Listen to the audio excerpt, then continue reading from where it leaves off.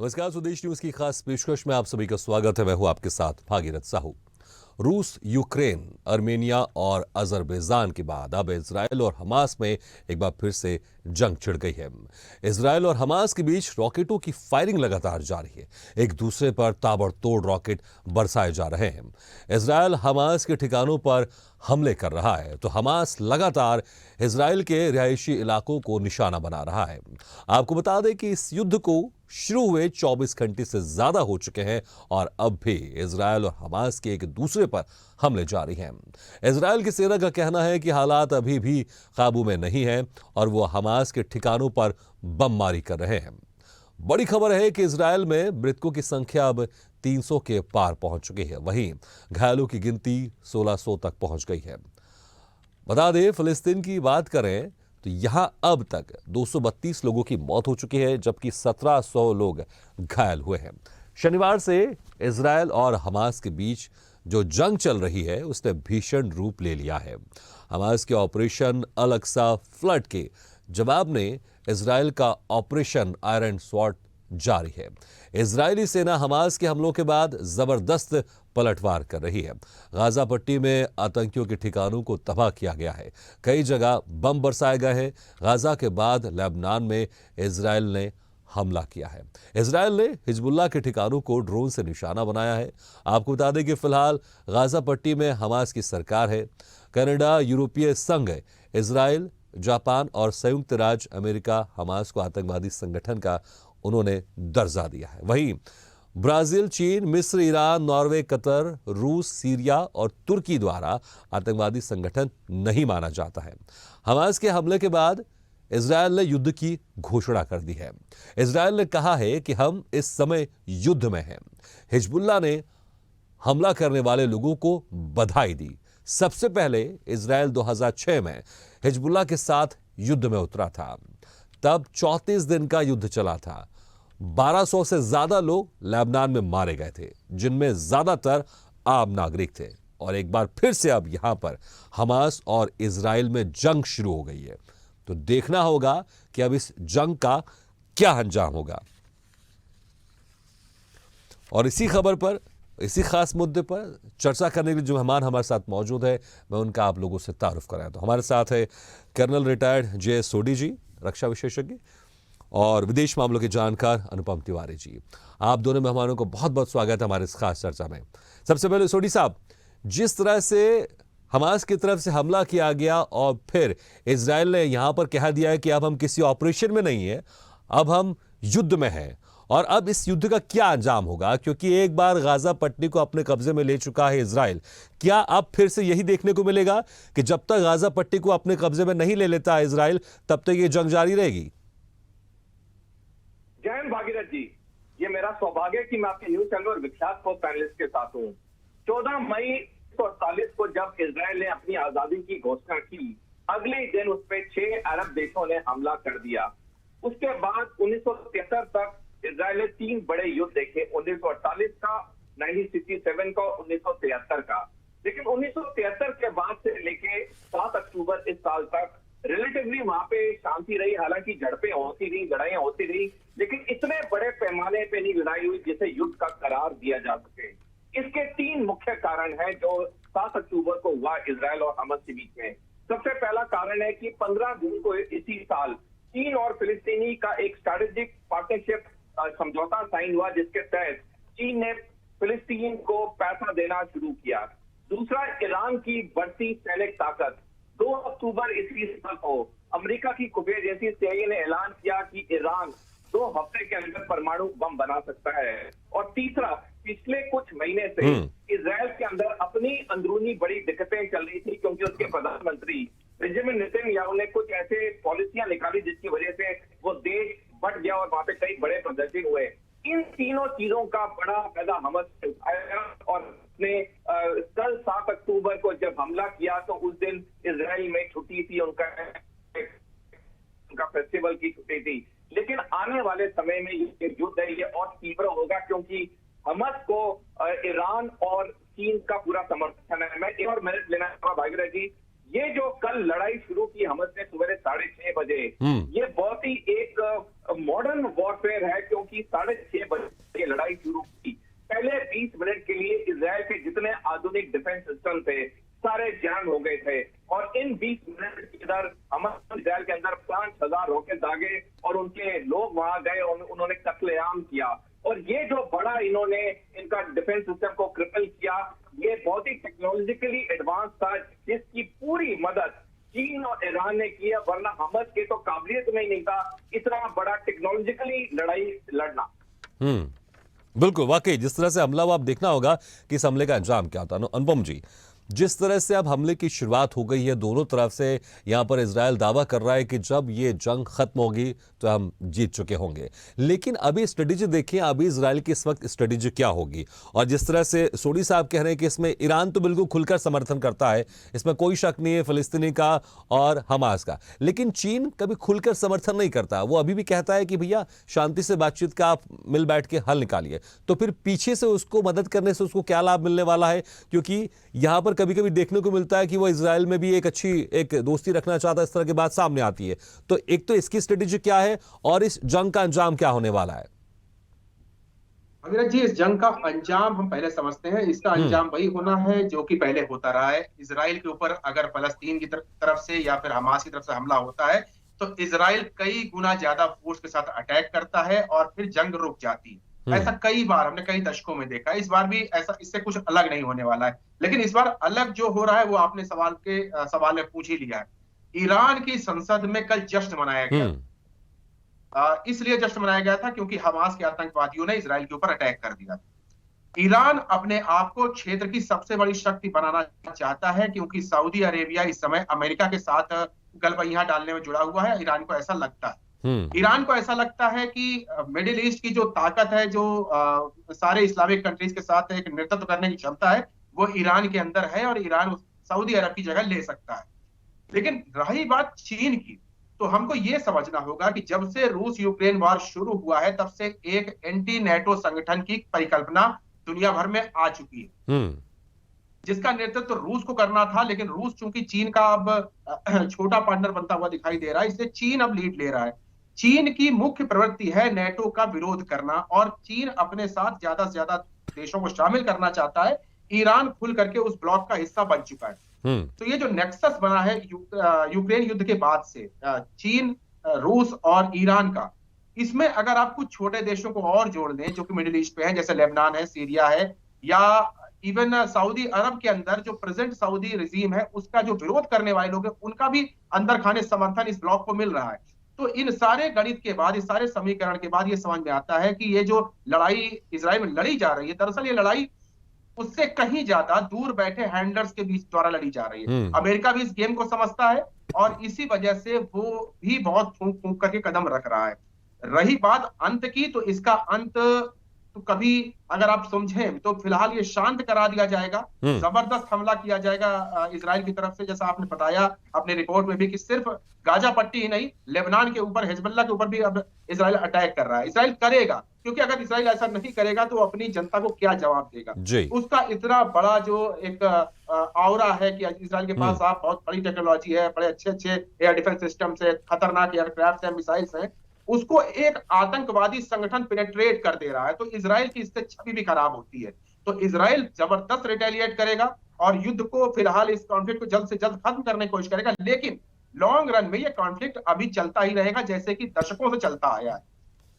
जी बिल्कुल। लेकिन सोडी साहब, इस जंग में देखें, इसके पहले अक्सर जिस तरह से जंग हमने देखी है वहां पर, लेकिन अभी जो खबर निकल के सामने आ रही, कई सैकड़ों लोगों को, कई इजराइल लोगों को हमास के आतंकवादियों ने अब बंधन बना लिया है और इसके बहुत सारे वीडियो भी सामने आए। और किस स्ट्रेटेजी के तहत इस बार हमास काम कर रहा है, क्योंकि जैसे आपने कहा आधे घंटे पहले तक जो सारी डिफेंस टेक्नोलॉजी थी वो काम नहीं कर रही थी और इसके पीछे कहीं ना कहीं ईरान, चाइना का हाथ है, इसमें कोई शक नहीं है। लेकिन हमास ने क्या अपनी स्ट्रेटेजी बदली है? अंदर घुसकर वह हमला कर रहा है क्योंकि उसको पता अगर हम बाहर से हमला करते हैं ज्यादातर तो जो डिफेंस टेक्नोलॉजी वो उसको खत्म कर देती है और हमला उतना सफल नहीं हो पाता है। तो हमास की इस बार स्ट्रेटेजी क्या है? स्ट्रेटेजी इस बार है कि उन्होंने आधुनिक टेक्नोलॉजी का इस्तेमाल किया है। पहले पूरे डिफेंस वेपन सिस्टम को 20 मिनट के लिए ट्रिपल कर दिया गया। जब वो बिल्कुल नाकाम हो गए तब उसे एक फिजिकल असॉल्ट किया इजराइल की धरती के अंदर, जिसमें उन्होंने कत्लेआम किया 4 घंटे तक। 6:30 बजे ये शुरू हुआ, 10:30 बजे बड़ा जवाबी हमला शुरू किया। यानी कि 4 घंटे तक उनके पास पूरा समय था वहां कत्लेआम करने का। यानी कि कहने का मतलब है ये जो पूरी स्ट्रैटेजी है ये बिल्कुल एक प्रॉपर प्रोफेशनल आर्मी की स्ट्रैटेजी है। ये प्रोफेशनल आर्मी के अंदर भी जो पैराशूट कमांडोज होते हैं, जो स्पेशल फोर्सेस होते हैं, वो ऐसे ऑपरेशन करते हैं। तो इनकी पूरी जो स्ट्रैटेजी थी, पूरी प्लानिंग थी, बहुत ही ऊंचे दर्जे की थी। और इजराइल जैसा देश जो अपने आप को बहुत बड़ी सैनिक शक्ति मानता है, वो बिल्कुल पकड़ा गया सोते हुए और इतना वहां पे खून बहा गया। यानी कि कहने का मतलब है क्यों, और ये हमास ने इसलिए किया क्योंकि इसको ईरान और चीन का पूरा समर्थन है। क्योंकि ईरान और चीन ने हमास को टेक्नोलॉजी दी, पैसा दिया, हथियार दिए, और इसकी वजह से हमास में इतना कॉन्फिडेंस आ गया। वरना पिछले अगर हम कुछ दशकों में देखें 1973 से लेके 7 अक्टूबर तक हमास ने कई अटैक किए इजराइल के ऊपर, लेकिन वो खुद अटैक से कभी 1 मिसाइल, कभी 2 मिसाइल, मैक्सिमम 5-6 मिसाइल, कोई 1 मौत वहां, 1 मौत यहाँ। लेकिन इतने बड़े पैमाने में करना ये बहुत ही एक मैं कहूंगा चिंतापूर्ण बात है, इजराइल के लिए नहीं बल्कि हर देश के लिए भी, और हमारे देश भारत के लिए भी चिंता की बात है। क्योंकि जैसे जैसे चीन की शक्ति बढ़ रही है, सैनिक शक्ति बढ़ रही है, चीन हमसे साइबर वॉरफेयर में, इलेक्ट्रोमैग्नेटिक स्पेक्ट्रम वॉरफेयर में आगे है, तो हमें भी अपनी रणनीति में चेंज करना होगा। हमें भी बहुत हाईली एडवांस टेक्नोलॉजी अपनी सेना में इंडक्ट करनी होगी एक कम टाइम फ्रेम में। तो ये जो पूरा हमास ने किया, इसने पूरी दुनिया को एक सबक और सीख दे दी है कि जो आपके दुश्मन होते हैं वो दुश्मनी कभी खत्म नहीं होती है। कुछ समय तक वहां पे शांति आ जाए, लेकिन दिल के अंदर जो घृणा होती है वो कभी जाती नहीं है। ठीक है। अनुपम तिवारी जी, क्या इजराइल ने गलती कर दी थी जब उसने गाजा पट्टी पर उसको अपने कब्जे में ले लिया था, फिर किसी समझौते के तहत वहां से उसने पीछे हट गया था वो? क्योंकि अगर हम ज्योग्राफिकल उसका देखें तो 2 साइड से वो इजराइल से घिरा हुआ, एक साइड से समुद्र से घिरा हुआ, एक साइड से इजिप्ट से घिरा हुआ है। तो क्या उसने उस वक्त गलती कर दी थी जिसका खामियाजा उसको बीच बीच में भुगतना पड़ता है, क्योंकि वहां से हमले होते रहते हैं? क्योंकि अगर देखेंगे ज्योग्राफिकली में तो ज्यादा सपोर्ट उसको नहीं मिल पाता है गाजा को, और दूसरे तरीके से मिलता है इसमें कोई शक नहीं है, लेकिन अगर इजराइल चाहे तो उसको कब्जे में उसको आसानी से ले सकता है। क्या वो इस बार इस मौके को भुनाएगा, फिर से गाजा पट्टी को अपने कब्जे में लेगा? और इसलिए देखिए एक सवाल यहां पर भी उठ रहा है, क्योंकि इतना उन्नत तकनीकी वाला देश है जो दूसरे देशों को अपनी तकनीक भेजता है, अगर 3 से 4 घंटे या 5 घंटे तक उसके नागरिकों के ऊपर हमला होता रहा, उसके नागरिकों को बंदी बनाकर हमास के आतंकवादी अपने देश में ले जा रहे हैं, घसीट के लेकर जा रहे हैं, लेकिन तब तक क्या उसको नहीं पता था? अगर उसकी कुछ टेक्नोलॉजी काम नहीं करी, उसके पास कई टेक्नोलॉजी होंगी, रैपिड एक्शन फोर्स भी होंगी, कि अगर कोई हमला करता है तो तुरंत कैसे एक्शन कर दिया जाए। क्या जानबूझ के कत्लेआम करने दिया गया ताकि उसको मुद्दा बनाकर पूरी दुनिया में हम ये कह सके कि अब हमारे पास मौका है, हम अपने डिफेंस में काम करेंगे और गाजा में जो हमास आतंकवादियों को पूरा खत्म करेंगे, एक बार फिर से उसको हम अपने में शामिल कर लेंगे? क्योंकि देखा गया इतिहास में जब भी बड़ा जंग हुआ इजराइल ने, जब थमता है तो इजराइल की सीमाएं बढ़ जाती हैं। भगीरथ जी, आपका आकलन पूरी तरह सही है, मैं पूरी तरह सहमत हूं दोनों विषयों से। एक तो इजराइल और गाजा पट्टी का जो इशू है वो सिर्फ जियोग्राफिकल नहीं है, उसको बार बार धार्मिक रंग देने की कोशिश की गई दुनिया भर के तमाम एलिमेंट्स के द्वारा। वो मुस्लिम वर्सेस यहूदी दिखाने की कोशिश करी जा रही, जबकि वो पूरी तरह से एक जमीन के टुकड़े के कब्जे को लेकर के बात है वहां पर। लेकिन आपको इसका एक राजनीतिक पहलू भी समझना पड़ेगा, क्योंकि हमास की को ताकत कहां से मिलती है? हमास को ताकत फिलिस्तीन से मिलती है, और फिलिस्तीन के अंदर सत्ता उस पार्टी की हुआ करती थी जिसको यासिर अराफात ने बनाया था, जिसको फतह नाम से जाना जाता है। यासिर अराफात की मौत के बाद से फतह धीरे धीरे कमजोर हुआ, और फतह ने अपने सशस्त्र आंदोलन की जो धार थी उसको भी कुंद कर लिया। अब इजराइल के लिए फतह कोई बहुत बड़ी चुनौती नहीं रह गया था। तो फतह के कमजोर होने के बाद जो वैक्यूम था उसको हमास ने ले लिया, और आज की तारीख में भले ही फलस्तीन के अंदर कहने को फतह की ही सत्ता हो, लेकिन दरअसल वहां पर पूरा का पूरा जो तंत्र है वो हमास के कब्जे में आ चुका है। तो हमास अब हमास का थोड़ा सा अगर आप इतिहास देखेंगे तो आपको अपने सवाल का जवाब मिल जाएगा। हमास क्या है? बेसिकली मुस्लिम ब्रदरहुड का एक फैक्शन है जो कि अंतरराष्ट्रीय स्तर पर काम करता है। उसके तार ISIS से भी जुड़े हैं, हिजबुल्लाह से भी जुड़े हुए हैं, और तमाम वैश्विक इस्लामिक आतंकवादी संगठनों के साथ जुड़े हुए हैं। तो हमास को ताकत इन आतंकवादियों से मिलती है। हमास जब ऑपरेट करता है इजराइल के अगेंस्ट में, तो उसको हमास जबकि खुद को एक सुन्नी इस्लामिक मूवमेंट बोलता है, लेकिन इस्लाम के नाम पर हमास को ताकत शिया ईरान से मिलने शुरू हो जाती है। तो ये जो समीकरण जो बनता है ये बहुत ही दिलचस्प और बहुत ही पेचीदा है। इजराइल को इस समीकरण को तोड़ने में बहुत मुश्किलात का सामना करना पड़ा। इजराइल जानता है कि वो चारों तरफ से मुस्लिम देशों से घिरा हुआ है। जी। अब चाहे शिया हो चाहे सुन्नी हो, मुस्लिम राष्ट्र इजराइल के अगेंस्ट एक हो जाया करते हैं। तो इजराइल ही बहुत फूंक फूंक कर कदम रखता है ताकि विश्व के ऊपर उसकी कोई छवि खराब ना हो। तो जैसा आपने अंदेशा जताया, मैं भी इस बात से सहमत हूं कि इजराइल जैसी क्षेत्रीय शक्ति अगर अपने ऊपर 4 घंटे तक हमले होने देती है, अपने नागरिकों के वीडियोस जारी होने देती है, अपने सिपाहियों को बंधक बनाते हुए देखती रहती है, तो उसके सारे battle harden tanks, rocket launcher systems, लिक्स जैसा इक्विपमेंट, तमाम उसकी जो कैवलरी है वो सब कहां चली जाती है। या वो जैसा उनके बारे में जाना जाता है कि वो लोग ऐसे हैं कि हर चीज का एक बैकअप प्लान रहता है, तो यहाँ पर कोई बैकअप प्लान दिखा ही नहीं। रिटेलिएशन दिखा है तो कुछ भी हो सकता है, क्योंकि इजराइल विश्व राजनीति में एक बहुत ही दिलचस्प किरदार है और उस किरदार को समझने के लिए हमको बहुत ज्यादा वक्त सोचना पड़ेगा। बिल्कुल, और जो किरदार की बात की, मुझे लगता है कि पूरे दुनिया से अब उसको सपोर्ट मिलना भी शुरू हो गया है। हम भारत देश की बात करें, प्रधानमंत्री नरेंद्र मोदी ने भी कह दिया, सोडी साहब कह दिया प्रधानमंत्री नरेंद्र मोदी ने कि हम इजराइल के साथ हैं जिस तरह से इजराइल में आतंकवादी हमला हुआ है। तो जो हम 4 घंटे जो कत्लेआम मचा इजराइल में, क्या इजराइल ने उसको जानबूझ के होने दिया ताकि पूरे देश के जो कई देश है वहां से उसको समर्थन प्राप्त हो और रिटेलिएशन में वो ऐसा जबरदस्त रिटेलिएशन करे कि तब जंग समाप्त हो तो हमास का नामो निशान मिट जाए और गाजा पट्टी इजराइल के कब्जे में आ जाए, क्योंकि समर्थन मिलना शुरू हो गया है। मोदी साहब ने भी समर्थन कर दिया है और देश की तरफ से अगर हम देखें, भारत की राजनीति में देखें, ऐसा बहुत ही कम देखने को मिलता है कि इंस्टेंट रिस्पॉन्ड किया जाता है और इजराइल के समर्थन में भारत खड़ा होता है। लेकिन मोदी साहब खड़े इजराइल के साथ और पूरा स्टेटमेंट जारी कर दिया उन्होंने। भागीरथ जी, हालांकि कई देश भारत को मिलाकर वो इजराइल का समर्थन कर रहे हैं इस फिलिस्तीन युद्ध में, लेकिन ये चीज इजराइल ने मेरी राय में जानबूझ के नहीं की है। ये इनका एक मॉन्यूमेंटल फेलियर है, क्योंकि उनके नागरिकों के अंदर इतनी आपस में लड़ाइयां हो रही थी, प्रदर्शन हो रहे थे, उनके जो इंटेलिजेंस एजेंसी थी, सेना थी, वो भी दो गुट में बट गई थी। तो जब कोई भी देश का नेता अपने नागरिकों को सत्ता में रहने के लिए एक दूसरे से लड़ाता है, वो अपनी सेना को, अपनी खुफिया एजेंसी को कमजोर करता है। और यही चीज हुई है जब से बेंजामिन नेतन्याहू ने कुछ वहां पे रिफॉर्म्स लाने की कोशिश की, जिससे कि पूरा देश 2 खेमों में बढ़ गया और इसका खामियाजा अब पूरा इजराइल भुगत रहा है। अगर इजराइल वैसे ही एक शक्तिशाली देश होता जैसे पहले उनके प्रधानमंत्रियों ने रखा था इजराइल को मजबूत, तो हमास छोटे मोटे अटैक ही करता, इतने बड़े लेवल पे नहीं करता। लेकिन अब क्योंकि ये अटैक हो चुका है, इजराइल को देश तो समर्थन कर रहे हैं, लेकिन कोई भी देश अमेरिका सहित इजराइल को सैनिक नहीं भेजेगा। इजराइल ने जो कुछ करना है अपने बलबूते पे करना है, अपनी ताकत पे करना है। जो इजराइल से गलती हो गई है, इजराइल को वो गलती दोहरानी नहीं चाहिए। अपने नागरिकों को इकट्ठा रखना चाहिए, उनके बीच में विवादें नहीं करना चाहिए, ताकि वो हमास को एक मुंह तोड़ा करारा जवाब दे सके। बिल्कुल, वाकई। और मुझे लगता है शायद जिस तरह से समर्थन भी पूरे देश से मिल रहा है।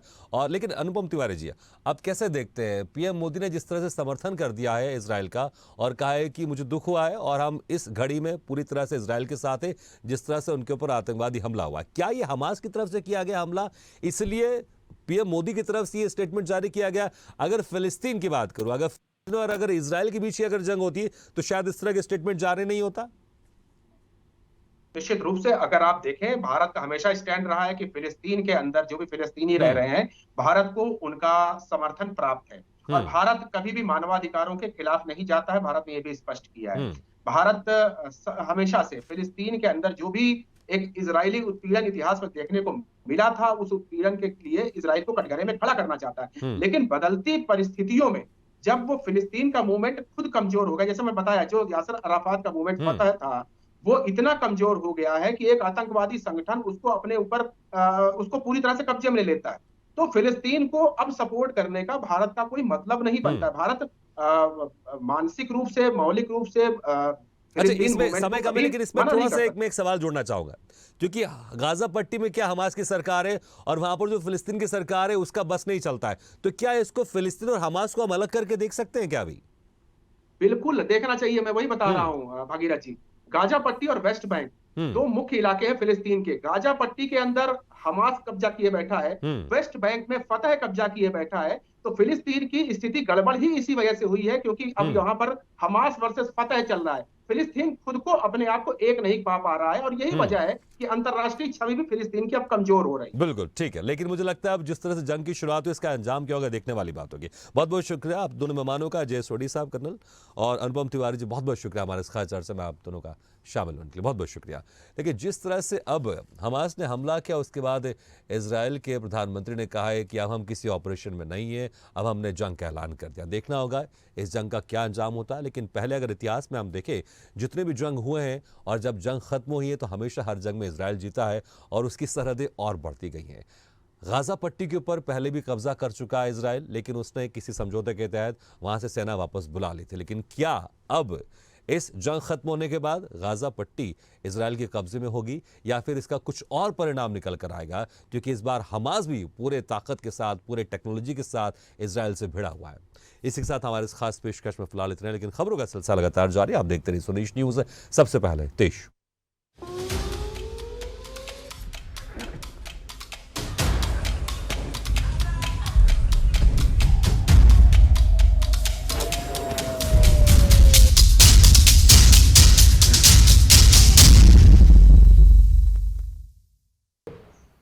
ऐसे ही वीडियो के लिए लाइक करें, शेयर करें, फॉलो करें और YouTube पर जाकर सब्सक्राइब करें और बेल आइकन को दबाना ना भूलें।